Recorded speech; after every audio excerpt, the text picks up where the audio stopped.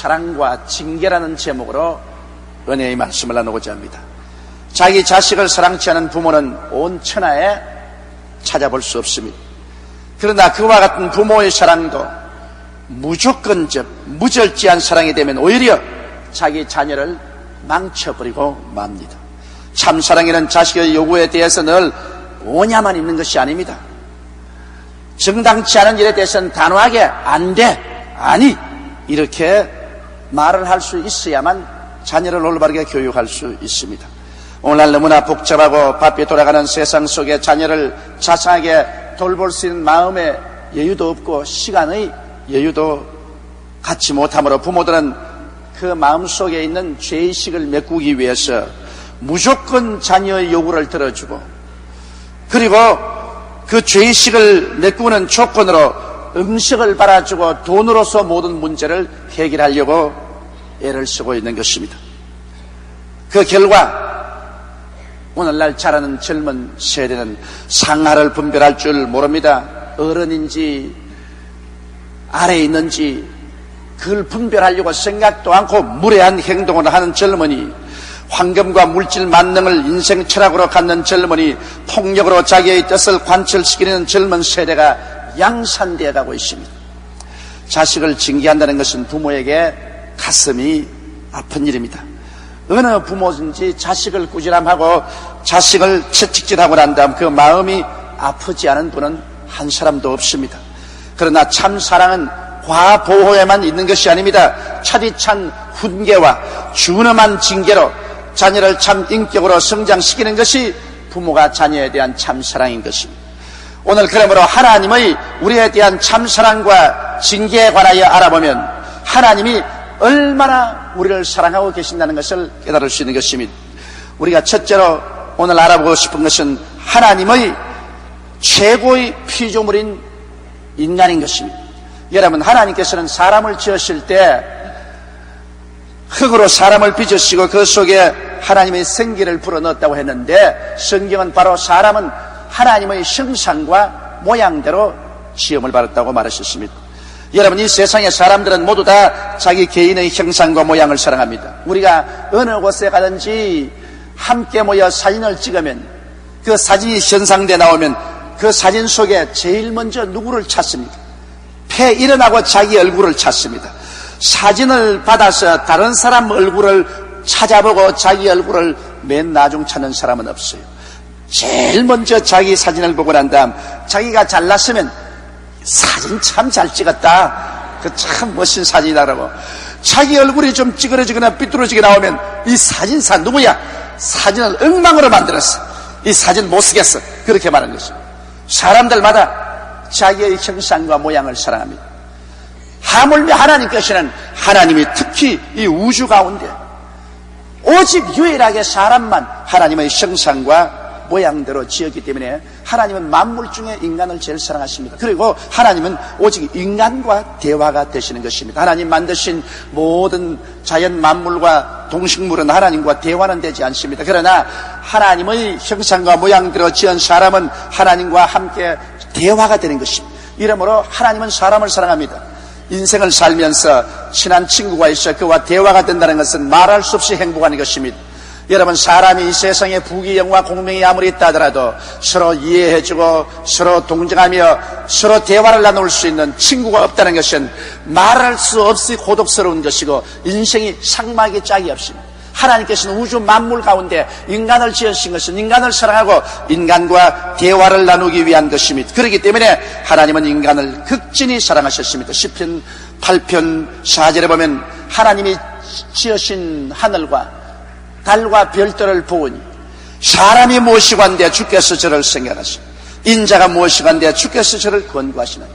여러분, 사실 밤하늘을 한번 쳐다보십시오. 저 무수한 별들과 저 해와 달과 그 모든 천체들, 도저히 우리 인간과 상상할 수 없고 대비할 수 없을 만큼 크고 영광스럽습니다. 그런데도 불구하고 하나님이 그걸 다 제껴놓고 이 세상에서 택질과 먼지 같은 인간을 생각하시고 인간을 사랑하시고 인간을 돌보신다니 감격하지 아니할 수가 없습니다. 이와 같이 하나님께서는 인간을 사랑하셔서 인간을 위해서 이 모든 만물을 지으신 것입니다. 그런데도 불구하고 인간은 하나님을 배반하셨습니다. 여러분 잘 아시다시피 아담과 하와가 하나님께 순종하고 하나님이 만드신 만물을 누리고 살기를 원치 아니하고 자기가 하나님께로부터 독립해서 하나님처럼 자기 스스로 살기를 원해서 하나님을 배반하고 말한 것입니다. 그럴 때 하나님의 심정의 아픔은 이로 말로 다 할 수 없었습니다. 자기 사랑하는 자기의 형상과 모양의 자녀가 자기를 배반할 때 하나님의 심정의 괴로움을 우리가 감히 상상해 볼 수 있겠습니까? 성경은 이사야서 1장 2절로 4절에 하나님은 배반한 하나님의 자녀들에 대한 심정을 이렇게 말씀하고 있습니다. 하늘이여 들으라, 땅이여 귀를 기울이라. 여호와께서 말씀하시기를 내가 자식을 양육하는 걸 그들이 나를 거역하였도다. 소는 그 임자를 알고 나귀는 주인의 구유를 알건만 이스라엘은 알지 못하고 나의 백성은 깨닫지 못하는도다 하셨도다. 슬프다 범죄한 나라여 허물진 백성이여 행악의 종자여 행위가 부패한 자식이로다. 그들이 여호와를 버리며 이스라엘의 거룩한 자를 만일이 여겨 멀리하고 물러갔도다. 보십시오. 하나님께서 얼마나 마음이 괴롭기에 하나님을 배반한 자식에 대해서 이와 같이 하늘을 두고 땅을 주고 탄식을 하십니다. 여러분 하나님이 얼마나 위대하십니까? 얼마나 거룩하십니까? 하나님이 무엇이 부족합니까? 그러나 하나님을 배반한 인생들을 위해서 하나님께서는 장탄식을 하시는 것입니다. 에레미야서 2장 13절에 보면 내 백성이 두 가지 악을 행하였나니 곧 생수의 그런 데는 나를 버린 것과 스스로 웅덩이를 판 것인데 그것은 물을 저축지 못할 터진 웅덩이라고 말하셨습니다. 하나님께서는 왜 너희가 악을 행하느냐? 내가 생수의 근원이다. 나를 떠나서는 너희 목말라 살 수가 없다. 그런데도 불구하고 너는 나를 헌신자같이 버리고 너희 스스로 살겠다고 해서 독립해서 너희가 생수의 우물을 판다고 파고 있다. 너희가 과학 문명을 발전시키고 문화를 발전시키고 혹은 종교를 만들고 철학을 만들고 우물을 파보지만은 그 우물은 터진 우물이다. 물을 저장할 수 없고 그건 생수가 될 수 없다고 하나님은 탄식하고 있는 것입니다. 인간은 하나님을 배반하고 나오고 난 다음에 스스로 절망의 구렁텅이 속으로 들어간 것입니다. 인간은 죄악의 노예가 되고 서로 원수가 되어 물고 찢고 싸우고 마음도 병들고 육신도 병들고 생활은 저주에 허덕이고 종국적으로 영도 마음도 몸도 죽어버리고 말한 비참한 존재가 되어버리고 말한 것입니다. 도대체 생명의 근원되고 생수의 근원되는 하나님을 떠난 인생이 스스로 존재할 수 없습니다. 인간은 하나님을 모셔서 비로소 살 수 있게 만들어 놓은 것입니다. 그렇기 때문에 어거스틴이 탄식에서 말하기를 하나님이여 내가 하나님을 찾기 전에는 이 땅에서 쉴 곳을 얻지 못하였나이다고 말하셨습니다. 인생은 하나님을 찾기 전에는 절대로 쉴 곳을 발견하지 못하고 끝없이 방황하고 불안하고 초조하고 괴로운 것입니다. 그런데 하나님께서는 이러한 인생을 그대로 내버려 두었을까요? 오늘 두 번째 여러분과 알고 싶은 것은 인간을 구원하려는 하나님의 결의를 우리가 한번 살펴보자는 것입니다. 여러분 하나님께서는 그냥 이대로 인간을 버려두어도 괜찮을 것입니다. 하나님이 왜 그렇게 인생을 사랑하시는지 이래서 사람을 건지기 위해 하나님은 결단을 내렸습니다. 그것은 당신의 외아들 예수를 보내시겠다는 것입니다. 이것은 정말 어려운 결단입니다. 하나님이신 그 아들을 사람의 몸을 쓰게 해서 이 땅에 보내어 사람을 대신해서 십자가에 죽게 한다는 것이 쉬운 일이겠습니까? 하나님이 세상을 이처럼 사랑하사 독생자를 주셨으니 누구든지 저를 믿으면 멸망하지 않고 영생을 얻으리라. 하나님께서는 그 아들을 통해서 우리를 구원하기 위해서 이 땅에 보내주셨고 그 아들 예수님은 우리의 모든 죄와 허물을 대신 짊어지고 십자가에 올라가셔 하나님의 심판을 받아 그 몸을 찢고 피를 흘려서 죽음을 통하여 우리의 죄가를 도말하신 것입니다. 우리의 하나님 배반한 죄가 얼마나 무섭든지 하나님의 아들 예수께서 친히 오셔서 완전한 하나님이요 완전한 사람이신 예수께서 우리의 죄를 대신해서 도말할 수밖에 없는 것입니다. 이러므로 이제 예수 그리스도 안에 들어오면 우리는 하나님의 새로운 피조물이 됩니다.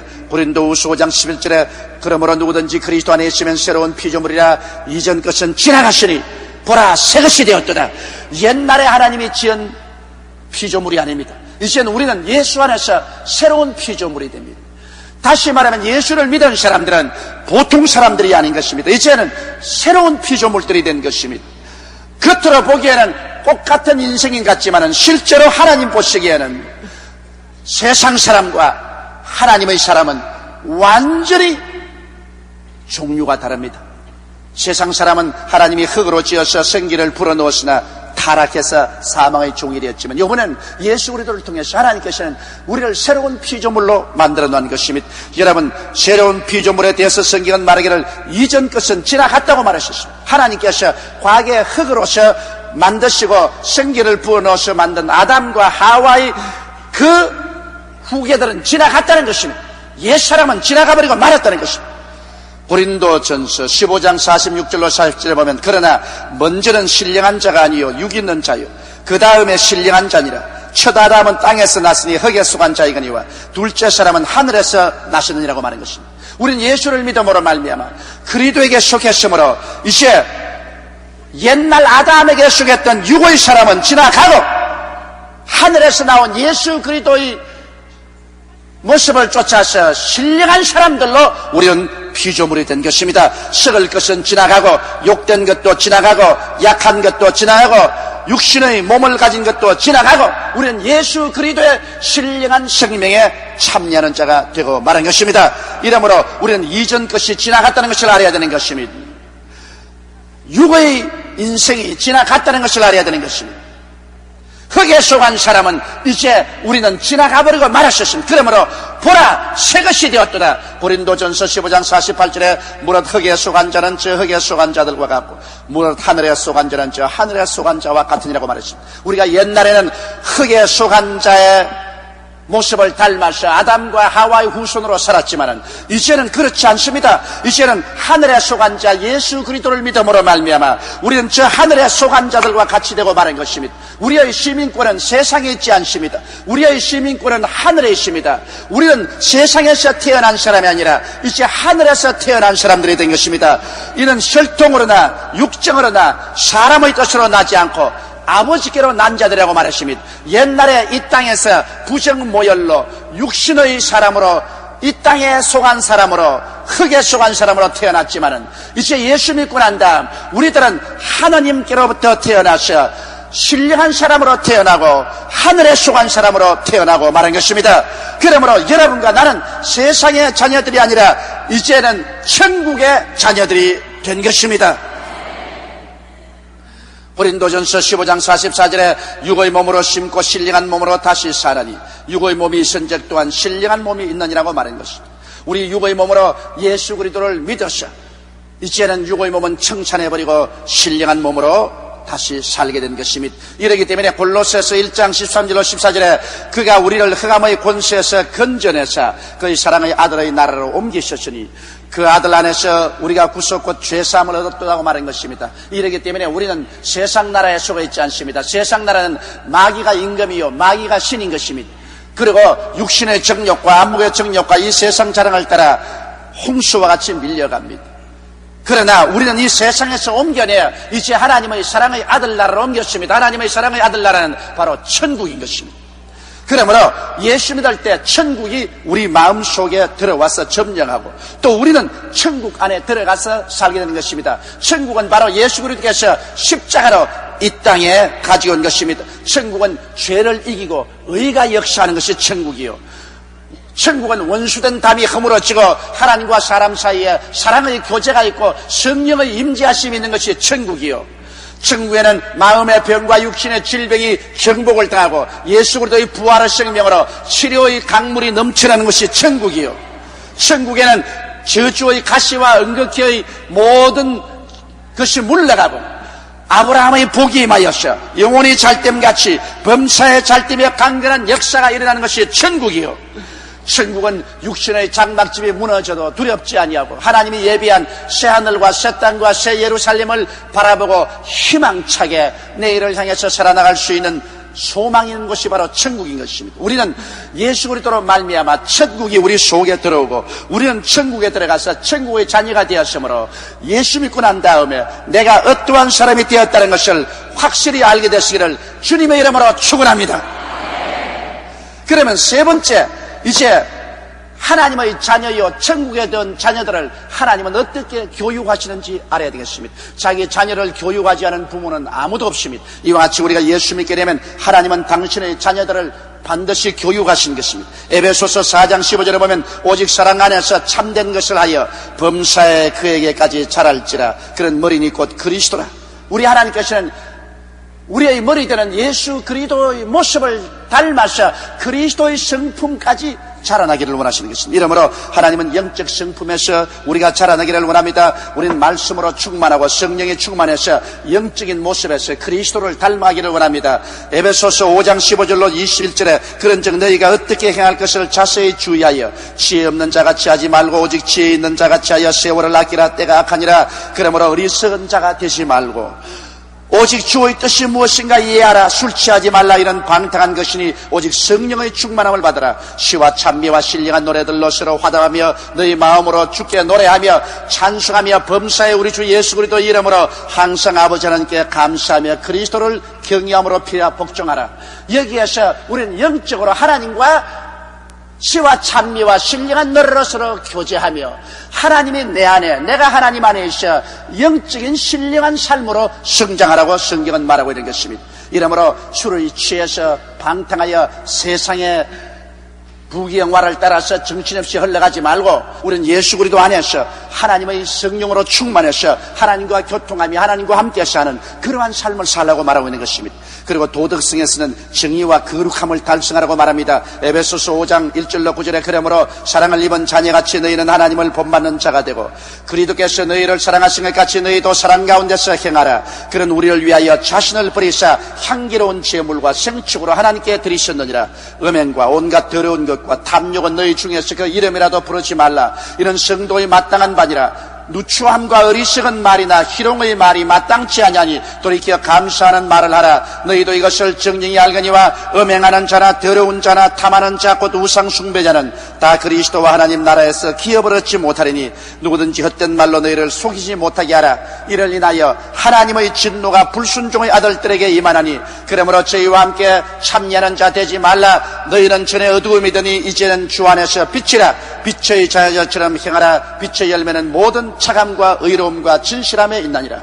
이와 같이 하나님께서는 윤리적 도덕적인 면에서 우리가 모든 착함과 의로움과 진실함으로 성장하기를 원하는 것입니다. 이 세상의 속에서 이 세상의 범죄의 물결에 함께 가담해서 그 속에서 썩어 문드러져가며 살지 말라는 것입니다. 이러므로 하나님께서는 우리의 도덕성에서 그리스도의 모습을 닮아서 모든 일에 착하고 의롭고 진실함으로 성장하기를 원하는 것입니다.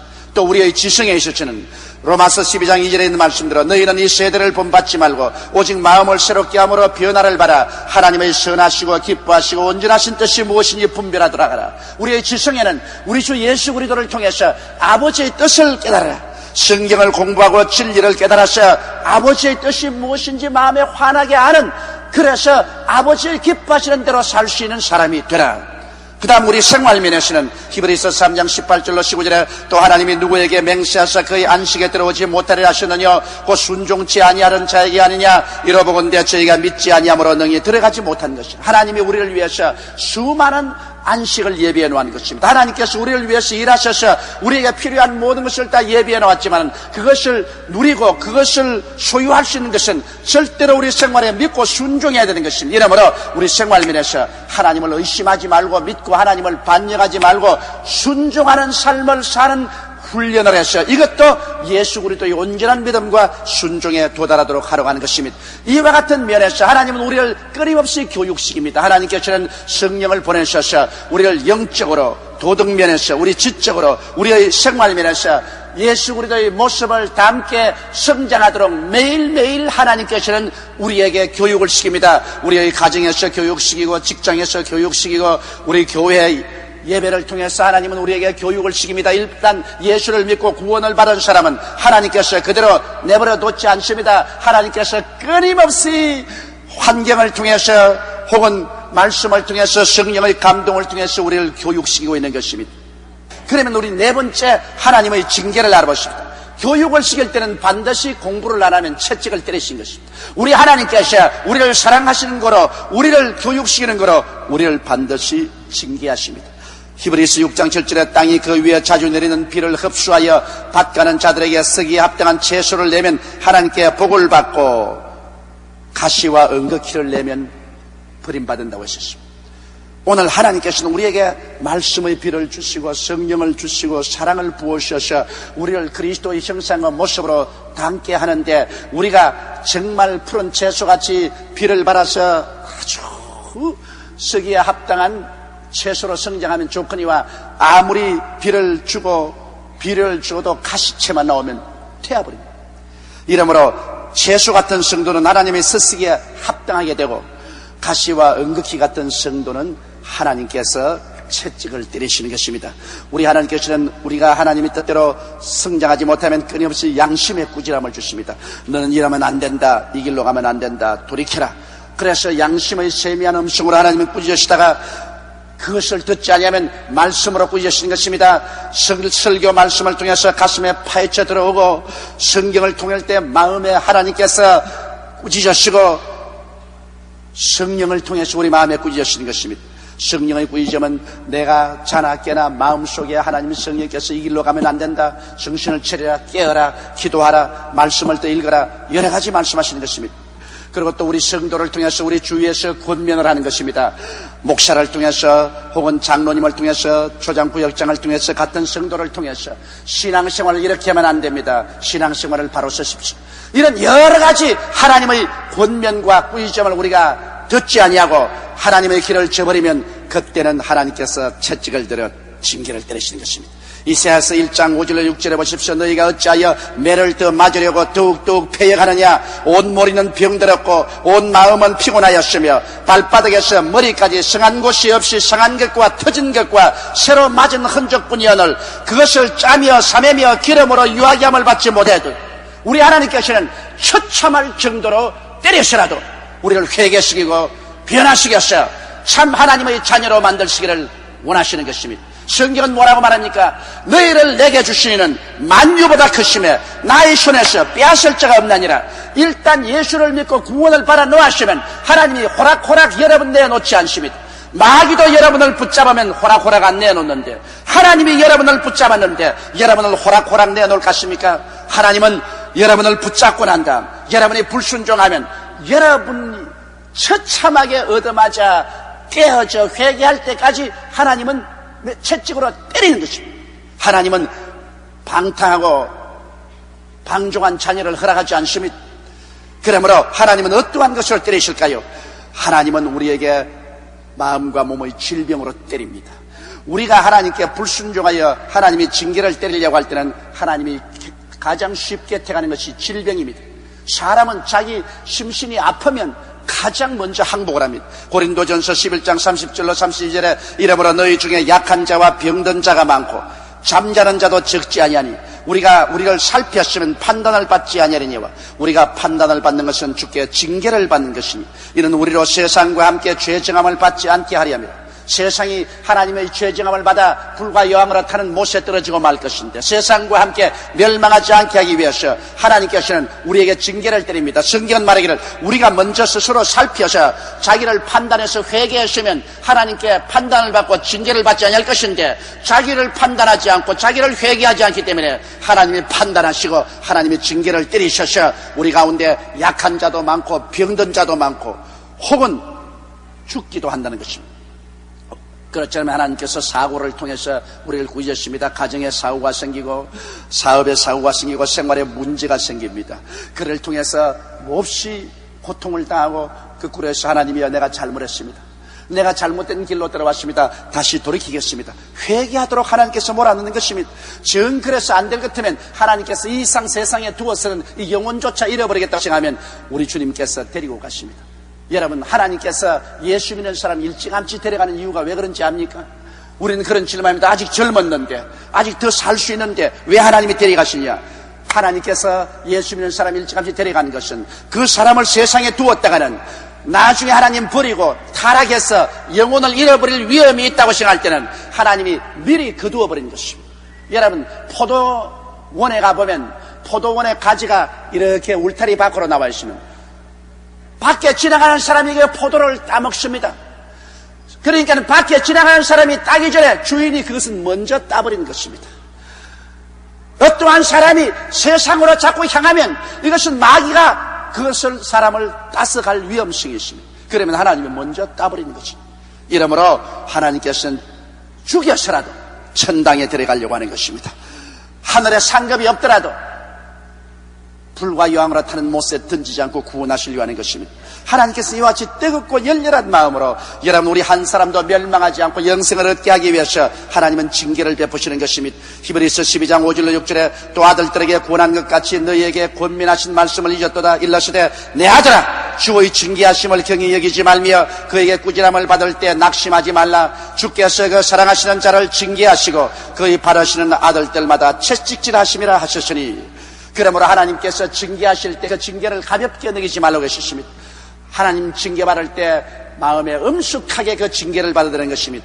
그리고 징계당할 때 낙심하지 말라는 것입니다. 낙심해서 에라 될 대로 되라면 그때는 박살이 납니다. 징계를 당할 때는 꼭 자기 가슴에 손을 얹고 살펴보고 회개하고 그리고 하나님을 진실로 공경하고 그때로부터 돌이켜 하나님께 진실로 복종해서 살겠다고 마음에 각오를 해야 되는 것입니다. 우리 여러분 징계가 그 당시에는 괴로워 보여도 세월이 지나고 나면 징계보다 좋은 것이 없습니다. 히브리서 12장 11절로 13절에 보면 무릇 징계가 당시에는 즐거워 보이지 않고 슬퍼 보이나 후에 그로 말미암아 연달한 자에게는 의의 평강한 열매를 맺나니 그러므로 피곤한 손과 연약한 무릎을 일으켜 세우고 너희 발을 위하여 곧은 길을 만들어 저는 다리로 하여금 어그러지지 않고 고침을 받게 하라고 말하는 것입니다. 하나님께서 우리를 징계하는 것은 우리로 하여금 모두 다 그리스도의 성품에 참여하고 아버지 나라에 들어올 수 있는 자격을 얻게 하기 위해서 그렇게 하는 것입니다. 이러므로 우리는 한평생 살면서 하나님께서 우리를 교육시키는데 영적으로 도덕적으로 정신적으로 우리의 생활면에서 하나님의 교육을 우리가 받기를 원하지 않냐고 반대하고 비뚤은 길로 나가면 반드시 징계를 맞게 되는 것입니다. 이 세상에 예수 믿고 살면서 하나님께 채찍을 맞지 않은 사람은 한 사람도 없습니다. 모든 사람들은 다 하나님께로부터 채찍을 맞은 체험이 있습니다. 왜냐? 우리는 사생자가 아니고 하나님의 친자녀들이기 때문인 것입니다. 하나님은 한평생 우리에게 권면하시고 가르치시고 징계하셔서 결국 우리는 그리스도의 모습을 닮아 하나님께 영광 돌리는 천국 백성이 되기를 원하시고 계십니다.